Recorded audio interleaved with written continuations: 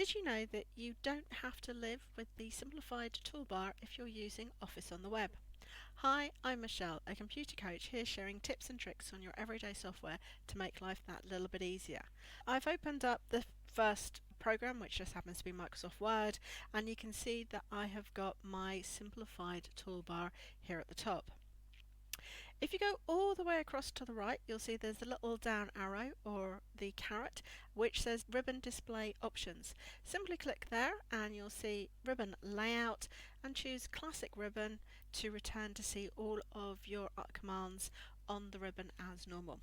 And that's all you need to do.